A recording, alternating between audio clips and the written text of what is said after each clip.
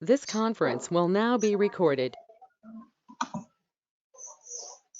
मूकं करोति वाचालं पङ्गुं लङ्घयते गिरिं यत्कृपातमहं वन्दे परमानन्दमाधवम् अपि स्वशक्त्या तपसि प्रवर्तसे शरीरमाद्यं खलु धर्मसाधनम्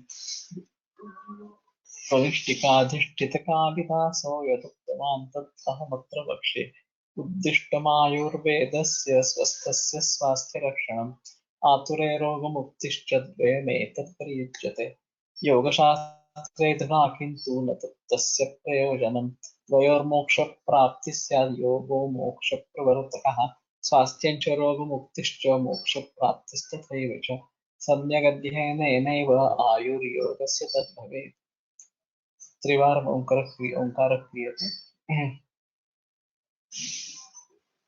ॐ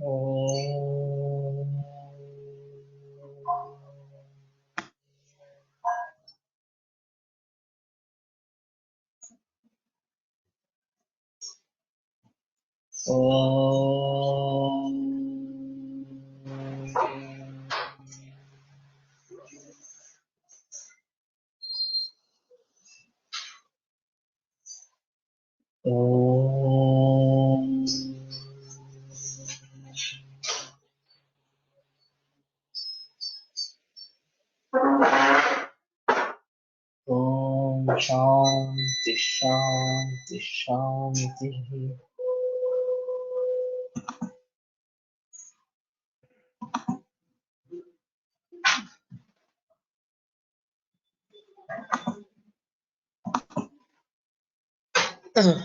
प्रथमोऽध्यायः समाधिपादः।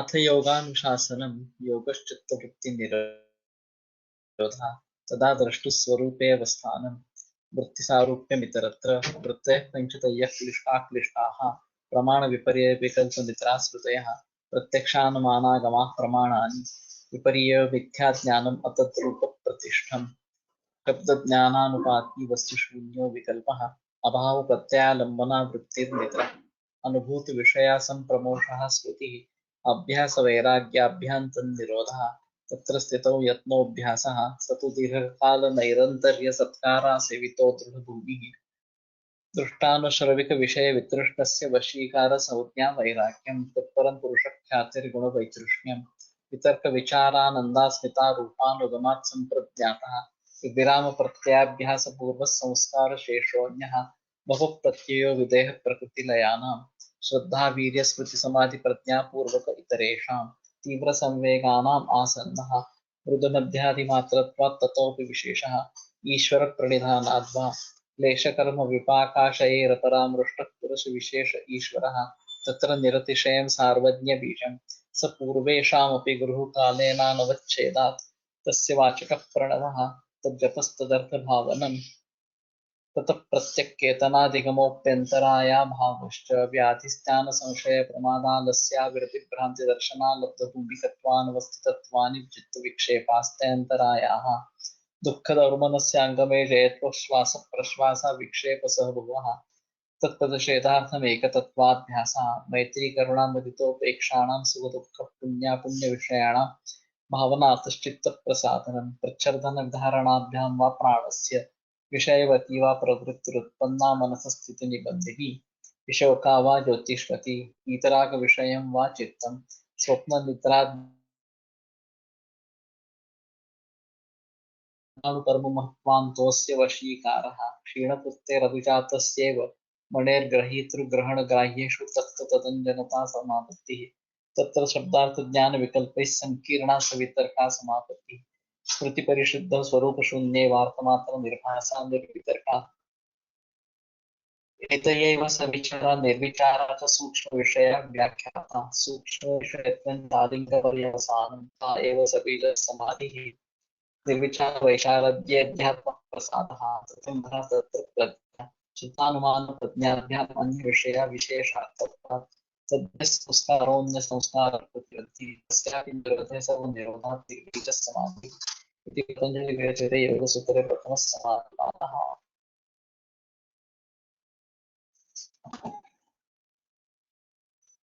विषयवती वा प्रवृत्तिरुत्पन्ना मनसस्थिती निबंधिनी.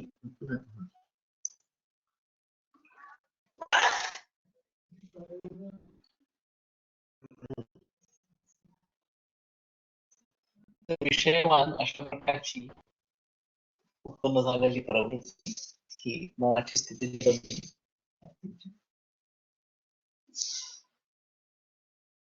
असते. नासिकाग्रे धारयतो यस अस्य या दिव्यगंध संवितचा गंध प्रवृत्ती. तर नासिकाग्रावरती चित्त एकाग्र केल्यानंतर जी दिव्यगंधाची अनुभूती, दिव्यगंधाचं ज्ञान, ती गंध प्रवृत्ती इस प्रकार अशा प्रकारची होय. जिव्हाग्रे रससंवित, जिव्हेच्या अग्रभागावरती रससंवित रसाचं ज्ञान होतं. तालुनी रूपसंवित, तालूमध्ये रूपाचं ज्ञान होतं. जिव्हामध्ये स्पर्श संवित, जिव्हेच्या मध्यभागी स्पर्शाचं ज्ञान अशा स्वरूपाचं होतं. जिव्हामध्ये शब्द संवित इत्येता वृत्तयः उत्पन्नाः चित्तं स्थितं निबध्नन्ति संशयं विधमन्ति समाधी प्रज्ञायां च द्वारी भवति.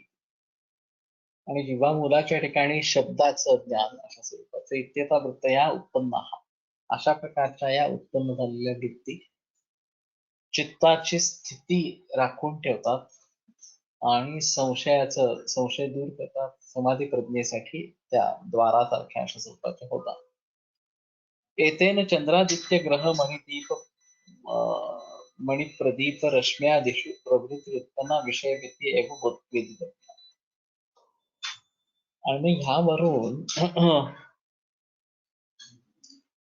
चंद्र, सूर्य, ग्रह, मणी, प्रदीप यांचे जे किरण रश्म्यादिषु प्रवृत्ती उत्पन्ना, जी काही उत्पन्न होणाऱ्या अशा प्रवृत्ती आहे ती विषयवती एव वेदितव्या, विषयवती आहे असं समजावं. यद्यपि तत्तच्छास्त्रानुमान आचार्योपदेशैः अवगत अर्थतत्त्वं सद्भूतमेव भवति. एतेषां यथाभूतार्थ प्रतिपादन सामर्थ्यात् तथापि यावद् एकदेशोऽपि कश्चिन्न स्वकर्णसंवेद्यो भवति तावत् सर्वं परीक्षम् इव अपवर्गादिषु सूक्ष्मेषु अर्थेषु न दृढां बुद्धिम् उत्पादयति. तर जरी शास्त्रकारांनी शास्त्रानुमान आचार्योपदेशैः आचार्यांच्या उपदेशावरून अवगतम अर्थतत्व समजलेलं अशा प्रकारचं जे काही अर्थतत्व आहे ते सद्भूतमेव भवति, ते वास्तवात असणार अशा स्वरूपाचं असतं. एतेषां यथाभूतार्थ प्रतिपादन सामर्थ्य, कारण या आचार्यांमध्ये जसं आहे तसंच वस्तूचं वर्णन करण्याचं सामर्थ्य असणार अशा स्वरूपाचं आहे. तथापि यावत एकदेशोपि कश्चिन्न स्वकर्ण संवेद्यो भवति, परंतु जोपर्यंत त्यातला एखादा भाग तरी हा स्वतःच्या इंद्रियांनी जोपर्यंत कळत नाही तावत सर्व परोक्षम येऊ, तोपर्यंत सर्व गोष्टी इंद्रियांच्या परच असणाऱ्या असल्या स्वरूपाच्या, इंद्रियांच्या पलीकडे असणाऱ्या स्वरूपाच्या अपवर्गादिषु सूक्ष्मेषु अर्थेषु नदृढां बुद्धी उत्पादयन्. आणि मोक्ष वगैरे अशा प्रकारचे जे सूक्ष्म अर्थ आहेत त्यांच्या बाबतीत दृढ बुद्धी उत्पन्न होती. त्यामुळे तिथं आपण यांच्यावरती विश्वास ठेवून चाललोय आहे खरं, पण खरं तसं काही होणार आहे का नाही याच्याविषयीचा संशय हा मनामध्ये राहतो. तस्मात शास्त्रानुमानाच्या शास्त्रानुमानाचार्योपदेशो बलनार्थम अवश्यम कश्चित अर्थ विशेषा प्रत्यक्षी कर्तव्य. त्या शास्त्रानुमान अशा प्रकारचा आचार्यांच्या उपदेशाच्या बळकटी करण्यासाठी एखादा तरी अर्थ प्रत्यक्ष दिसायला पाहिजे असं. तत्र तद उपदिष्टार्थ एकदेश प्रत्यक्षत्वे सति सर्व सूक्ष्म वैश्ववती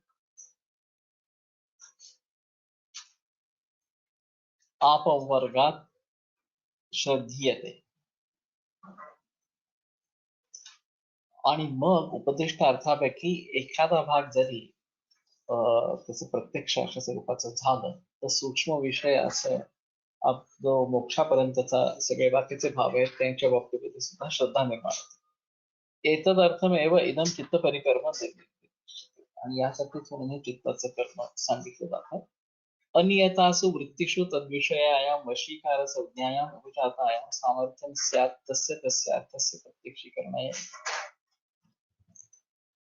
अनियत अशा प्रकारच्या वृत्तींच्या बाबतीमध्ये तद्विषय जी वशीकार संज्ञा अशा प्रकारचं जे काही मागे वैराग्य म्हणून सांगितलेलं होतं उपजातायां समर्थम स्यात् तस्य तस्यार्थस्य प्रत्यक्षीकरणाय, त्या अर्थाच्या प्रत्यक्षीकरणासाठी म्हणून ते समर्थ अशा स्वरूपाचा होईल. तथा च सती श्रद्धा वीर्य स्मृती समाधया अस्य अप्रतिबंधेन भविष्यन्ति. आणि मग श्रद्धा वीर्य स्मृती समाधी पूर्वक इतरेशम असं हे मागे आलेलं होतं इतरांच्या दृष्टीने, त्यांना अप्रतिबंध अशा स्वरूपाचं होतं. तर इथं जे काही प्रकरण वर्णन केलंय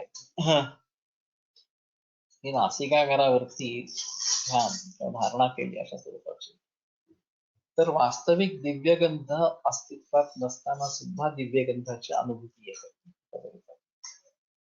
ज्ञाता ज्ञेय ज्ञान अशी जी काही त्रिपुटी म्हणून वर्णन केलंय, तर ज्ञेय ज्या गोष्टीचं ज्ञान घ्यायचं तो विषय हा साक्षात असणं गरजेचं असणार अशा स्वरूपाचा, पण तो साक्षात तिथे नसताना विषयवती वा प्रकृती उत्पन्न अशा प्रकारची विषयांयुक्त इंद्रिय आहेत, अशा प्रकारची मनाची प्रवृत्ती निर्माण होणं ही मनाची एकाग्रता किंवा चित्त प्रसादन करणारी अशा स्वरूपाची होते, असं एकंदर सांगण्याचा तात्पर्य अर्थ. अर्थात या सगळ्याचा अर्थ साक्षात विषय समोर नसताना सुद्धा त्याच्यावरती चित्त एकाग्र होत आणि तो विषय आहे असं वाटायला लागतं, किंवा त्याचा अनुभव येतो. आणि हा एक दिव्यगंध, तसं दिव्य स्पर्श, दिव्य रूप वगैरे वगैरे असे सगळे शब्द, स्पर्श रूप रसगंध या सर्वच विषयांच्या बाबतीमध्ये दिव्य विषयांची अनुभूती यायला लागते. त्याचाच अर्थ असा की तुमचं मन चित्त नसलेल्या विषयामध्ये सुद्धा एकाग्र व्हायला.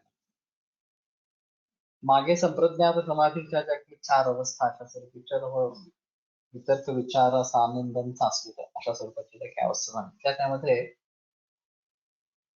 सवितर्क समाधीमध्ये आलंबन आहे, समोर बाह्य वस्तू आहे स्वरूपाचं, आणि त्या मूर्तीचं चित्राचं तुम्ही काहीतरी ध्यान करता आहात, अशी काहीतरी गोष्ट ती बाजूला कदाचित इतरही गंध वगैरे अशा स्वरूपाचे विषय पण होते, उदबत्ती लावलेली आहे, गृहादिनावरती बसलेलं वगैरे, पण त्यातून सविचार या संप्रज्ञात समाधीमध्ये गेलं की समोर विषय नाहीये, फक्त विषय तुमच्या अंतःकरणातच आहे, आणि ती समोर जणू की तुम्हाला वृत्ती आहे, ते चित्र आहे असं वाटतं, आणि त्याच अनुभव येतो, हा आपण हे चित्र बघतो आहोत अशा स्वरूपाचं. तर तसं प्रत्यक्षामध्ये विषय समोर नसताना, दिव्यगंध हा नसताना नासागरावरती चित्त स्थिर झालेलं अशा स्वरूपाचं आहे, आणि आम्हाला दिव्य गंधाची अनुभूती अशा स्वरूपाची येते. असंच मग इतरही इंद्रियांच्या बाबतीमध्ये घडतं, दिव्य स्पर्श, दिव्य रूप वगैरे वगैरे अशा स्वरूपाच्या गोष्टी आम्हाला दिसायला लागतात. आणि मग त्यामुळे हे पतंजली जे काही सांगतायत त्याच्याविषयीची श्रद्धा बळकट अशा स्वरूपाची होते की हा याचा असा अनुभव येतोय बरं का अशा स्वरूपाचा. आपल्या सेन्स ऑर्गननी सामान्य इंद्रियांनी अनुभूत विषयापेक्षा पुढे जाऊन श्रेष्ठ अनुभूती घेण्याची पात्रता यावी ही अपेक्षा आहे का? अशा प्रकारची पात्रता येते किंवा अशा प्रकारचे अनुभव येतात असंच त्यांचं म्हणणं. जो विषय वास्तविक अस्तित्वातच नाही त्याची पण अनुभूती, अशा दिव्य गंधाची अनुभूती, अशा दिव्य रूपाची, स्पर्शाची वगैरे वगैरे अनुभूती आपल्याला येते साक्षात विषय नसतात. तर विषयवती अशा प्रकारची चित्ताची प्रवृत्ती जर निर्माण झाली तर त्यांनीही चित्तप्रसादन होत हे सांगण्यासाठी म्हणून असा काळ उपयोगाचा केला. ते सगळे ते विकल्प आहेत निरनिराळ्या स्वरूपाचे की सुख दुःख इच्छा द्वेष वगैरे सुख दुःख इच्छा द्वेष मैत्री करुणा मुदितोपेक्षा सुख दुःख पुण्य विषयानं भावनाच चित्त प्रसादन इथून सुरुवात झाली. आणि मग प्रचर्द निर्धारणाभ्याम वा प्राणस्य तर चित्तप्रसादन हे प्राणाचं प्रच्छर्दन आणि विधारण अशा स्वरूपाचं केलं गेलं जे उच्छ्वास सोडलाय आणि अंतरिक कुंभक स्थितीमध्ये थांबलोय तरी सुद्धा चित्तप्रसादन होत. त्याला आणखीन एक विकल्प आला विषयवती वा प्रवृत्ती उत्पन्ना मनस्थिती निगमन. विषयवती अशा प्रकारची जी उत्पन्न झालेली प्रवृत्ती ती मनाची स्थिती निबंधिनी मनाची स्थिती राखून ठेवणारी किंवा चित्त प्रसन्न अशा स्वरूपाची ठेवणारी अशा स्वरूपाची राहते. तेव्हा दिव्य गंधाचा अनुभव आला दिव्य दृश्य दिसलं किंवा दिव्य स्पर्श जसा आला किंवा दिव्य शब्द कानी पडले वगैरे वगैरे अशा स्वरूपाचे की जे वास्तविक तिथे नाही आहे आणि दुसऱ्या कोणाला त्याची अनुभूती येत नाहीये फक्त साधकालाच येते अशा स्वरूपाचं. तर मग त्याचा पातंजल योग सूत्रांवरचा विश्वास बळकट होतो पतंजलींवरचा विश्वास बळकट होतो. आणि मग ज्यावरती हे खरं आहे तसं त्याने बाकी सांगितलेलं तुझा स्वरूपी अवस्थानं ही पण गोष्ट खरी असणार आहे. आणि आपण कसोशीने त्याच्यासाठी प्रयत्न करून मोक्ष प्राप्ती करून घेऊया ही तीव्र इच्छा साधकाच्या मनामध्ये निर्माण करण्याचं सामर्थ्य या अनुभवामुळे अशा स्वरूपाचं येतं. आणि म्हणून चित्त बाह्याकारानेही त्याची प्रवृत्ती होय शब्दस्पर्श आदी विषयांपैकी कोणत्याही एखादा विषय चित्तात उदित होऊन ती वृत्ती ददाकार झाली म्हणजे चित्ताची ती विषयवती प्रवृत्ती अशा प्रकारची होय. अशी विषयवती प्रवृत्ती बाह्य प्रत्यक्ष विषय उपलब्ध नसता उत्पन्न केली म्हणजे ती मनस्थैर्याला कारण होते. तर हा त्यातला विशेष आहे. जर समोर विषय आहे आणि त्याची तदाकारता झाली मनाची आणि त्या विषयाचं ज्ञान झालं तर ते सामान्य लौकिक प्रत्यक्ष अशा स्वरूपाचं नाव. पण हे एका अर्थाने अलौकिक अशा स्वरूपाचं प्रत्यक्ष आहे. दिव्य गंधाची अनुभूती त्याच्यामध्ये येते अशा स्वरूपाचा आहे. आणि म्हणून याला एक वेगळं अशा स्वरूपाचं महत्व राहतं. वैकुंठाचं वर्णन याच अनुभूतीतून सिद्धांनी केलं असेल काम.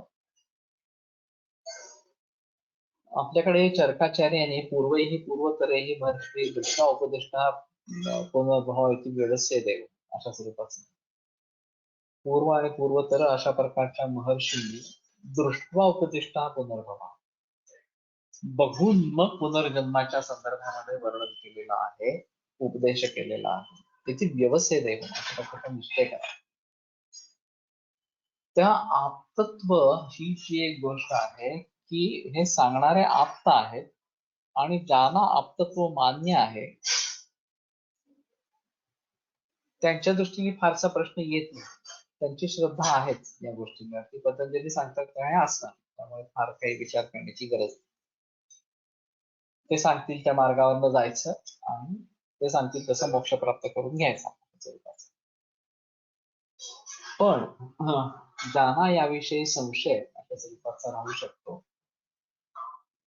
त्यांच्या दृष्टीने काय करावं तर अर्थातच तो संशय निराकरण कसं व्हायला पाहिजे संशय दूर व्हायला पाहिजे आणि त्याच्यासाठी काहीतरी अनुभव यायला पाहिजे. तर जोपर्यंत अशा प्रकारचा अनुभव येत नाही तोपर्यंत लोकांची त्याकडे प्रवृत्ती अशा स्वरूपाची होत नाही. चमत्काराशिवाय नमस्कार नाही अशा प्रकारची म्हण आहे मराठीमध्ये की जोपर्यंत चमत्कार घडून आलेले नाही तोपर्यंत लोकांचा त्याच्यावरती विश्वास अशा स्वरूपाचा बसत. एक साधं उदाहरण ज्ञानेश्वर माऊलीचं खूप मोठं आहे स्वरूपाचं की सर्वाभूती आत्मा एकच आहे असं गीतेचं तत्वज्ञान वगैरे. ते इतक्या बालवयात त्यांनी त्या सगळ्या पंडितांना कानावर घातलं. ते म्हणले, काय तू सांगतोस, तू एवढा चिमुरला पोर आणि आम्हाला तत्वज्ञान शिकवतोस का, असं आणि जर आत्मतत्व सर्वांमध्ये एकच आहे तर हा रेडा आहे, त्याचे नाव ज्ञानदेवच आहे नाव. तेव्हा त्यालाही वेद येथे असले पाहिजे, तेव्हा त्याला वेद म्हणायला सांग असं. ज्ञानेश्वरांनी स्वीकारलं, मूर्तीनाथांच्याकडनं परवानगी घेतली आणि रेड्यांनी वेद म्हणायला सुरुवात केली. आता आत्मतत्व सगळ्यांमध्ये एकच आहे आणि तेच पूर्णमिदं पूर्णमदः पूर्णात् पूर्णमुदच्यते पूर्णस्य पूर्णमादाय पूर्णमेवावशिष्यते. ह्या सूत्राचा अर्थ करत असताना ते पूर्ण ब्रह्मच आहे, पूर्णच आहे. त्याच्यातून पूर्ण अशा स्वरूपाचा जीव निर्माण होतो आणि असा पूर्ण जीव निर्माण झाल्यानंतर तेही पूर्ण शिल्लक राहतं आणि हाही पूर्ण असतो. हे समजायला भयंकर अवघड असणार. त्या मानाने घटाकाश आणि मठाकाश हे उदाहरण समजायला जास्त सोपं आहे. की घटामध्ये मठ आहे, सॉरी मठामध्ये घट आहे आणि दोन्हीमध्ये पोकळी आहे, आकाश आहे. घट फुटला किंवा घट तिथनं बाहेर नेला की घटाकाश तिथलं रिकामं झालं, घटाकाश नाही राहिलं आणि घट तिथे ठेवला की ते घटाकाश अशा स्वरूपाचं निर्माण झालं. तर त्यातलं ते घटाकाश काढलं गेलं म्हणजे मूळच आकाश संपलं असं नाही होत. आणि घट फुटल्यानंतर ते आकाश पुन्हा एकरूप झालं तर तिथेही काय तो म्हणजे आमच्या दृष्टीने आम्ही फक्त उपाधी भेदाने काहीतरी प्रयत्न त्याच्यात भेद करण्याचा प्रयत्न केला. वास्तविक भेदच नाही, आकाश आकाशच आहे. घटाकाश असो मठाकाश असो पण आकाशच आहे. आम्ही घटाने अवच्छिन्न झालं म्हणून त्याला घटाकाश म्हणलं, मठाने अवच्छिन्न झालं म्हणून मठाकाश म्हणलं. तर तिथं जसं ते एकच असणारी अशा स्वरूपाची काहीतरी गोष्ट आहे, पण आम्ही त्याला निष्कारण दोन करण्याचा प्रयत्न केला. तसं आत्मतत्व सर्वांमध्ये एकच आहे, हा जो मूळ सिद्धांत असणार अशा स्वरूपाचा. ममैवांशो जीवलोके जीवभूत सनातना मनःषष्ठानि इंद्रियाणि प्रकृतिस्थानि कर्षति. माझाच एक अंश हा जीवभूत सनातना, जीवभूत अशा स्वरूपाचा जीव होऊन मनःषष्ठानि इंद्रियाणि, मन ज्याचं 6वं इंद्रिय अशी 5 ज्ञानेंद्रिय 5 कर्मेंद्रिय यांचं ग्रहण करतो, कर्षति ओढून घेतो ती असणाऱ्या. ह्या सगळ्या प्रकारामध्ये आत्मतत्व एकच आहे, जिथं ज्या प्रकाराने व्यक्त होत आहे ते आम्ही भिन्न भिन्न असे समजतो. म्हणून रेड्याचा आत्मा वेगळा, ज्ञानेश्वरांचा आत्मा वेगळा, वनस्पतींचा आत्मा वेगळा, असं आमच्या डोक्यामध्ये संभ्रम या प्रकारचा काहीतरी निर्माण होतो, जो वास्तविक तसा नाही. पण हे सर्व धर्म मार्तंड त्या संभ्रमाने आंधळे झालेले अशा स्वरूपाचे होते आणि म्हणून त्यांनी या प्रकारची शंका व्यक्त केली की जर तू आणि तो त्याचा दोन्हीतला आत्मा एकच आहे तर मग हा रेडा का बरं वेद म्हणत नाही. आणि ज्ञानेश्वरांच्या म्हणण्याप्रमाणे खरंच ते एकच आहे तर रेडाई वेद नंतर म्हणेल अशा स्वरूपाचा, आणि म्हणून त्यांनी रेड्याच्या तोंडून वेद बदलले. तर हे झाल्यानंतर मात्र सगळ्यांचे डोळे उघडले आणि सगळ्यांनी त्याची माफी मागितली वगैरे. पण ह्या सगळ्यांमध्ये शेवटी आत्मतत्व एकच आहे, तत्वमसी ते म्हणजे तूच आहे अशा स्वरूपाचं. हे देखील मूळ शंकर भाषातलं तत्वज्ञान. किंवा सोहम, जे तो परमात्मा म्हणजे मीच आहे, हे जे ऐक्य या दोन्हींचं आहे, हे कसं पटावं. युष्मदस्मदो हो अशी सुरुवात केली, तुम्ही आणि मी तुमचं आणि माझं अशा स्वरूपाचं शंकर भाषेची. आणि शेवटी तत्वमसी असा शेवट केला की ते म्हणजे तूच आहे अशा प्रकारचा दोन द्वैतापासून सुरुवात करून अद्वैत याचं प्रतिपादन शंकराचार्यांनी केलं. तेव्हा तिथं जसं ते समजून घ्यायला अवघड असणारं अशा स्वरूपाचं प्रकरण आहे, पण जे काही उदाहरणं आणि इतर प्रतिवाद वगैरे युक्तिवाद वगैरे वगैरे जे काही केलेले आहेत त्याच्यावरनं शंकराचार्यांनी पुन्हा सिद्ध केलं की एकच खरं ब्रह्म आहे, ब्रह्मतत्व एकच आहे, परब्रह्म अशा स्वरूपाचं. आणि आम्ही त्याच्यापेक्षा वेगळे आहोत अशा स्वरूपाचं वाटतं. ही सगळी भ्रांती आहे, मोह असणार अशा स्वरूपाचं, हे अज्ञान असणार अशा स्वरूपाचं आहे. आणि ज्यांच्या पुरतं ते अज्ञान दूर होतं त्यांना त्याची अनुभूती येते. तसं मी आणि तो परमात्मा एकच आहोत असणार अशा स्वरूपाचं. आणि मग जेव्हा मी त्या अवस्थेला पोहोचेन, तदादर्श स्वरूपे अवस्थानं अशा प्रकारची कंडिशन जेव्हा उत्पन्न होईल तेव्हा मला त्याचा अनुभव अशा स्वरूपाचा येईल. तेव्हा वैकुंठाचं वर्णन ज्यांच्या दृष्टीने वैकुंठ लोक आहे आणि तिथं गेल्यानंतर सगळं सुखच आहे वगैरे वगैरे अशा स्वरूपाच्या भावना ज्यांच्या मनामध्ये आहेत त्यांच्या दृष्टीने याच्यावरती विश्वास कसा ठेवावा असं इतर लोकांना प्रश्न पडू शकतो. ज्याचा त्या वचनांवरती विश्वास आहे त्याला यात अडचणीचा मुद्दा मिळणार नाही, पण ज्यांचा विश्वास नाही त्यांच्या बाबतीमध्ये गोंधळाची परिस्थिती निर्माण होते. म्हणून चक्रपाणी दत्तांनी सुरुवात जी केली आहे, इतिहास महारात्रया देव महर्षय हा स्वरूपाचा किंवा इतिहास महारात्रया, तर असं सूत्र का घालायला लागलं? आता तो दीर्घजीवित अध्याय व्याख्या श्याम हा इतिहास महाभगवान आत्रेय हा, त्याच्यावरती चक्रपाणी दत्तांनी सुरुवातीला काही टीका केलेली आहे की ज्यांच्या दृष्टीने अग्निवेशाचं प्रामाण्य आहे, मान्य आहे त्यांना अग्निवेशाचं प्रामाण्य, त्यांना फारसा इश्यू नाहीये, ते ठीक आहे, ते गृहीत धरून चालतात की अग्निवेश सांगतोय ना, मग ते जे काय सांगतोय तो खरंच तशा स्वरूपाचं यथार्थ असणारा अनुभवाचा विषय असतो. पण जे अनवधृत अग्निवेश प्रामाण्य आहे, ज्यांना अग्निवेशाचं प्रामाण्य माहिती नाही, अग्निवेश कोण काय स्वरूपाचं माहिती नाही,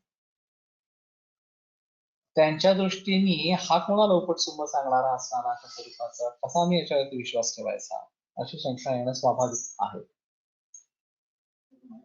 आणि ती शंका दूर करायची असेल तर हा आत्रेय महर्षी सांगतायत तेच सांगतोय असं जर झालं तर मग स्वाभाविकच असं होऊ शकतं किंवा ठीक आहे आत्रेय सांगतायत ना, मग आत्रेयांचं प्रामाण्य मला मान्य आहे, त्यामुळे अग्निवेश जर आत्रेयांचंच म्हणणं सांगत असेल तर मला अग्निवेशावरती विश्वास ठेवायला काय अडचण नाही. आता आत्रेयांचंही म्हणणं माहिती नसेल, या आत्रेय कोण आहेत असं माहिती नसेल, तर कुठे ना कुठेतरी पुन्हा शंका अशा स्वरूपाच्या येतात. त्या शंकांचं निरसन कोणत्या तरी माध्यमाने होणं गरजेचं अशा स्वरूपाचं आहे. सर्वसामान्य अनुभव काय, इंद्रिय आहेत, विषय आहेत, मन आहे आणि आत्मा आहे. आम्हाला विषयाचं ज्ञान इंद्रियांच्या द्वारे मनाच्या थ्रू अशा स्वरूपाचं होतं, सर्वसामान्य सर्व लोकांना अनुभव.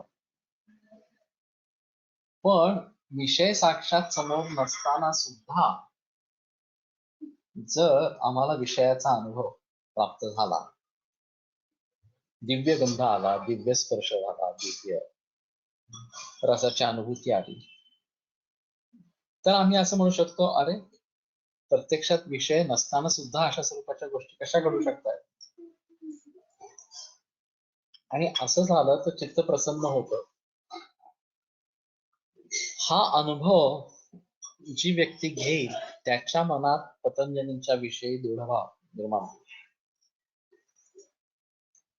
किंवा त्याची श्रद्धा बळकट असणाऱ्या अशा स्वरूपाची होईल. आणि मग तो जास्त श्रद्धेने पातंजलाचं योग सूत्राचं अनुशीलन करेल, त्याचा अनुभव घेण्याचा प्रयत्न करेल वगैरे.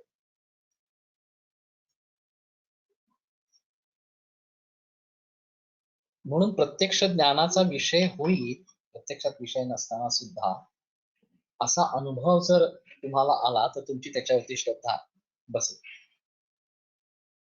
जसं ज्ञानेश्वरांनी रेड्याच्या तोंडून वेद बदलले, जे कोणालाही कधी शक्य नव्हतं ते त्यांनी करून दाखवलं असणार अशा स्वरूपाचं, किंवा भिंत चालवली असणार अशा स्वरूपाचं.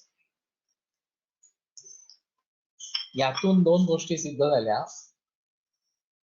एक, ते आत्मतत्व सगळ्यांमध्ये आहे आणि ते फक्त चरसृष्टीमध्ये पण नाही, अचरसृष्टीमध्ये पण आहे, निर्जीव सृष्टीमध्ये पण आहे.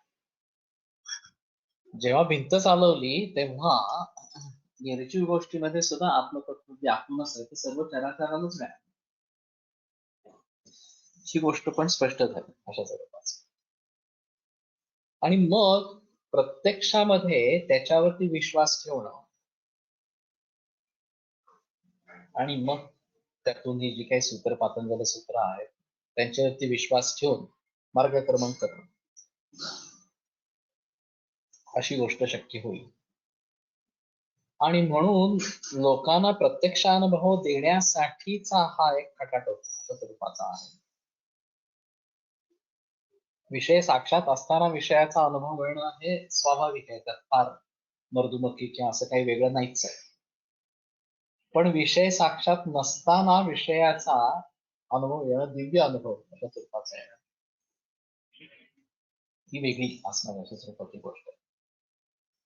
जसं त्या दिलीप राजाच्या संदर्भामध्ये तो विचारायला आला की आश्रमामध्ये की वन्यम आश्रम वृक्षकम, आम्हाला प्रजा सुख नाही,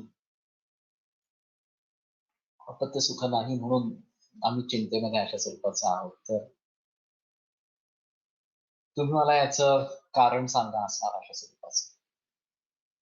क्षणमात्र मशीस्तस्थव सुप्तमीन इवरदहा असा स्वरूपात त्यांनी ध्यान लावलं. आणि ध्यान लावल्यानंतर त्यांना काय दिसतं, तर पुराशक्रम उपस्थाय तवोगिन गती असे हा असं कल्पतरुच्छाया आश्रिता सुरभित कल्पतरूच्या छायेमध्ये ती सामधेन अशा स्वरूपाची होती.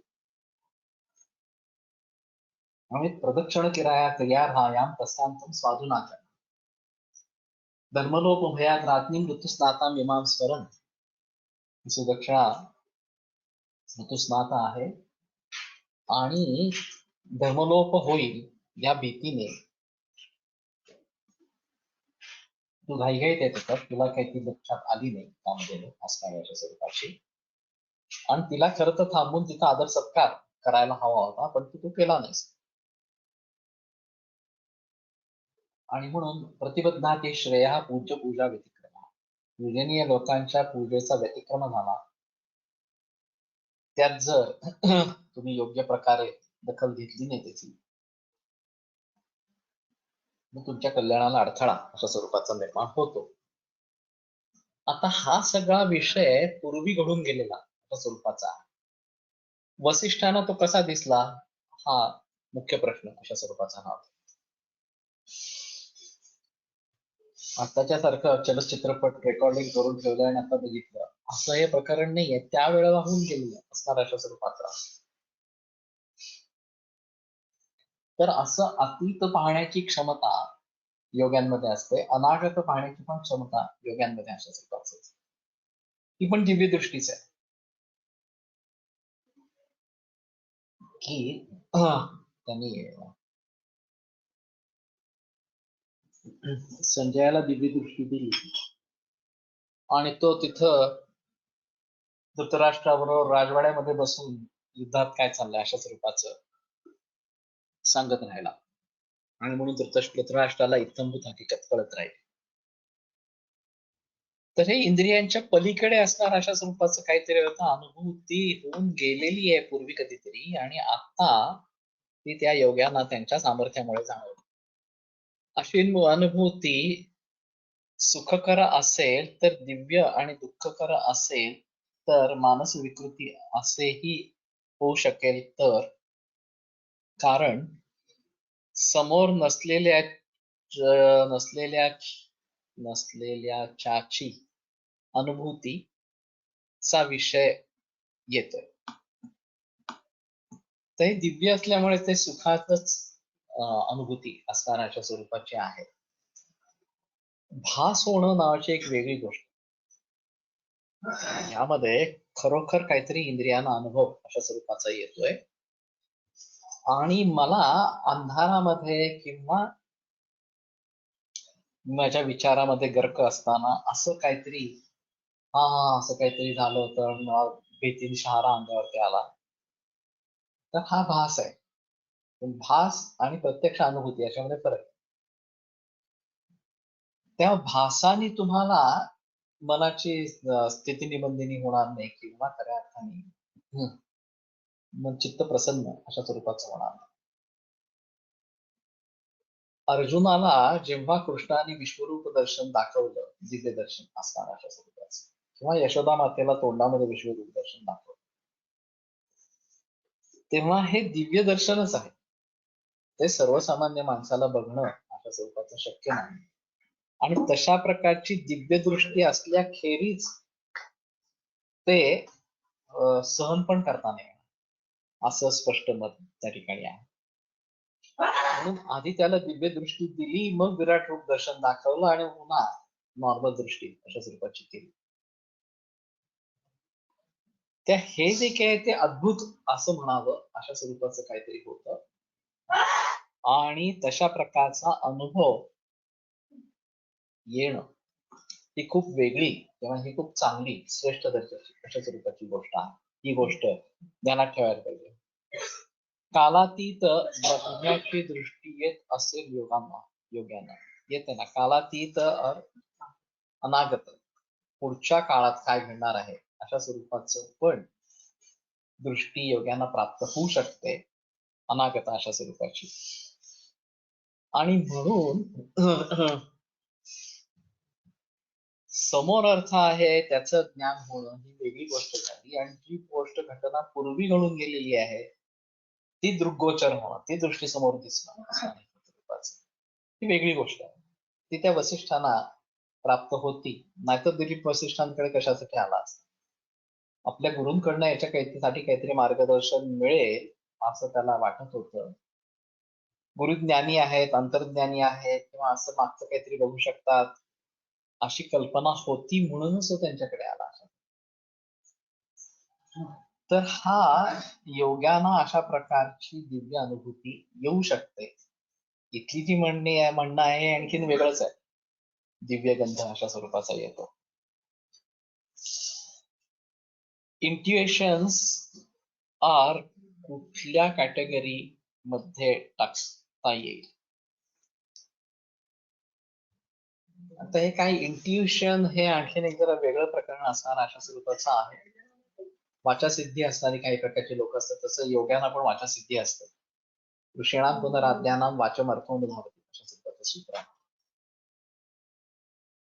आम्ही अर्थम भुक्त्वा वाक्यम प्रयुक्त अशी सर्वसामान्य लोकांची स्थिती असते. मला काय आशय व्यक्त करायचा आहे असं ठरवून मी त्याप्रमाणे वाक्य बोलतो.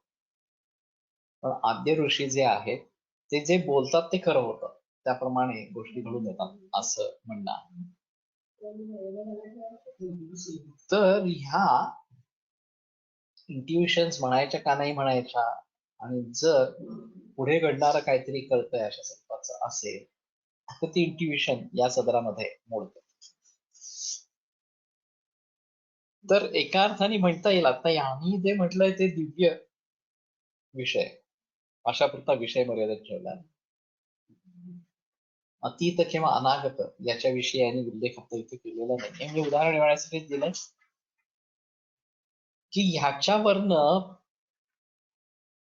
विषय, इंद्रिय, मन आणि आत्मा अशी जुळणी नसतानाही विषय पूर्वी घडून गेलेला आहे किंवा विषय पुढे घडणार आहे असं असताना सुद्धा त्याचं प्रत्यक्ष ज्ञान होऊ शकतं योग्याला. तसंच साक्षात गंध नसताना दिव्य गंधाची अनुभूती येणं, साक्षात रस नसताना दिव्य रसाची अनुभूती अशा स्वरूपाची येणं, अशा गोष्टी यामध्ये उत्पन्न होऊ शकतात योगाच्या अध्ययनाने. आणि तसं जर झालं तर त्या पतंजलींवरती श्रद्धा बळकट अशा स्वरूपाची होते, त्यांना बल प्राप्त होतं आणि मग योगी जास्त उत्साहाने पतंजली योगसूत्रांचं अनुशीलन करायला लागतो किंवा त्या मार्गावरती दृढ राहण्याचा अशा स्वरूपाचा निश्चय करतो. तर ह्या सगळ्यामध्ये ही गोष्ट निर्माण होणं, ही श्रद्धा निर्माण होणं, ही गोष्ट गरजेची अशा स्वरूपाची आहे. आणि साशंक जर चित्त राहिलं, श्रद्धा निर्माणच झाली नाही, तर अभ्यास अर्थातच होत नाही. विशोका वा ज्योतिष्मती असं पुढचं सूत्र आहे. किंवा विशोका अशा प्रकारची ज्योतिष्मती ही पण मनस्थिती निबंधिनी असते किंवा चित्त प्रसन्न करणारी असते. प्रवृत्ती उत्पन्ना मनसा स्थिती निबंधिनी येथे अनुवर्तन. विशोका अशा प्रकारची ज्योतिष्मती ही मनाची स्थिती निबंधिनी असते.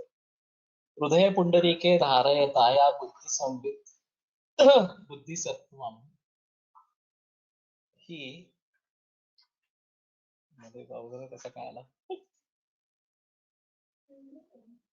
भास्वरम आकाशकल्पम तत्र स्थिती वैशारद्यात प्रवृत्तिः सूर्येन्दुग्रहमपि प्रभारूपाकारेण विकल्पते तथा अस्मितायां समापन्नं चित्तं निस्तरंगम महोदधिकल्पम शांतम अनंतम अस्मिता मात्रम भवति यत्र इदम् उक्तम तम अणुमात्रम आत्मानम अनुविद्यामि अनुविद्यास्मि इति एवं तावत् संप्रतिजानीत इत्येषा द्वै विशोक विषयवती अस्मिता मात्रा च प्रवृत्ति ज्योतिष्पति इत्युच्यते यया योगिनः चित्तं स्थितिपदं लभते.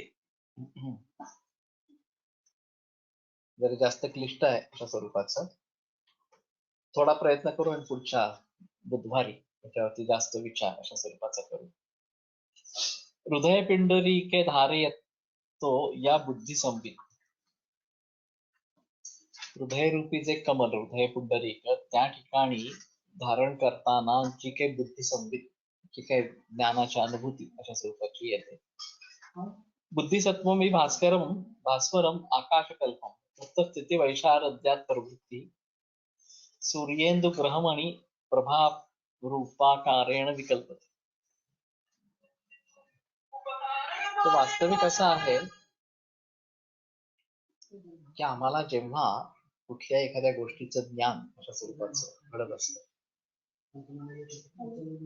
तेव्हा रूप जेव्हा आम्ही बघतो तेव्हा प्रकाश जर तिथं असेल तरच आपल्याला खरं बघता येतं, नाही तर रूप बघता येत नाही.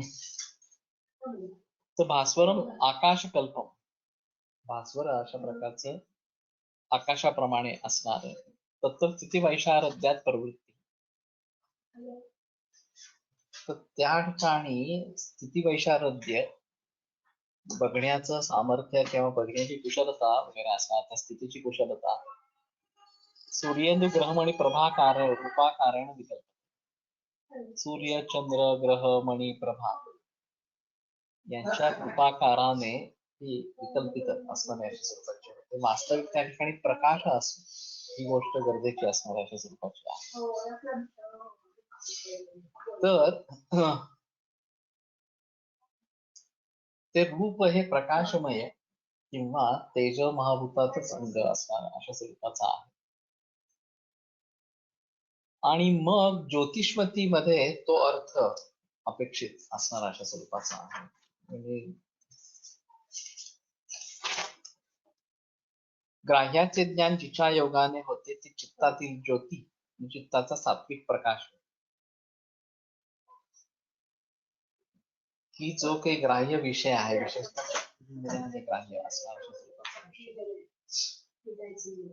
तर त्याचं ज्ञान जिच्या योगाने होते ती चित्तामधील ज्योती किंवा प्रकाश, चित्ताचा सात्विक प्रकाश, ही ज्योती हाच विषय आहे ज्या प्रवृत्तीस ती ज्योती प्रति प्रवृत्ती.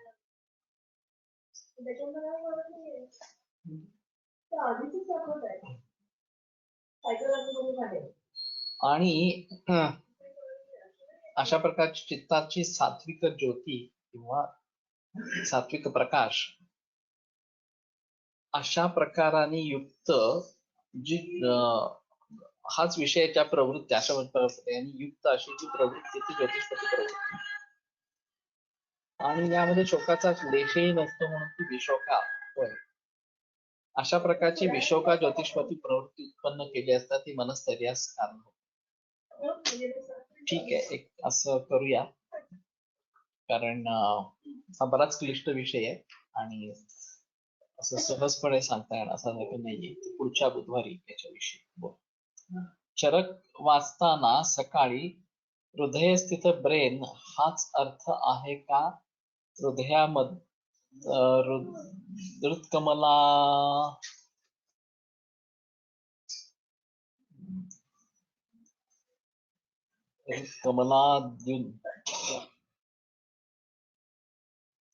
म्हणजे हृदकमल हृदपुंडरीक आलं इथे.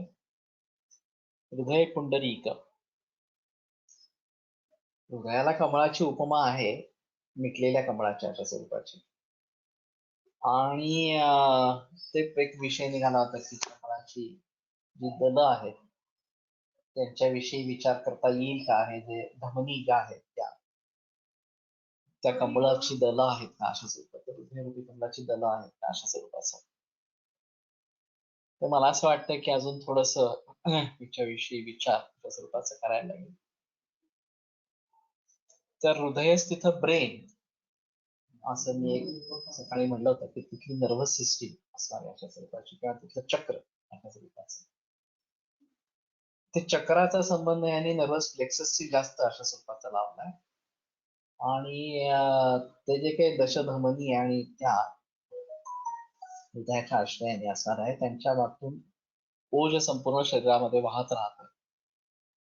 तशा अर्थाने नर्व्हस सिस्टीमच्या आजारांमध्ये किंवा वातव्याधीमध्ये हृदरोगातली औषध उपयोगी पडते असं मी एक विधान केलं होतं. तर हे आपण जरा प्रत्यक्षामध्ये कसं आणता येईल याचा विचार करू.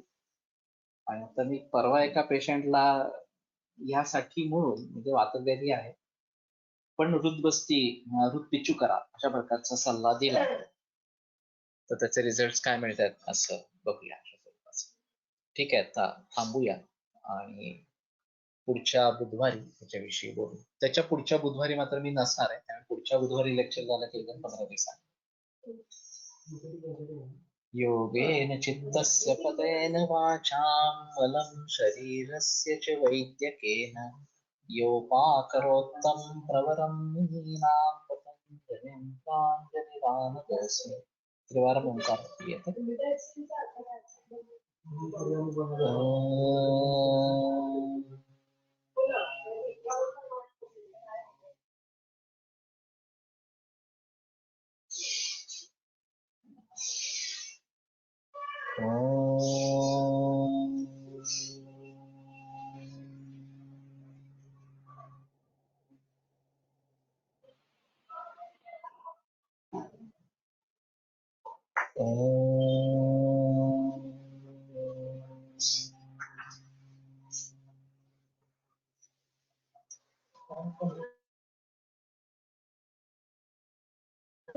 ओम शांति शांति शांति.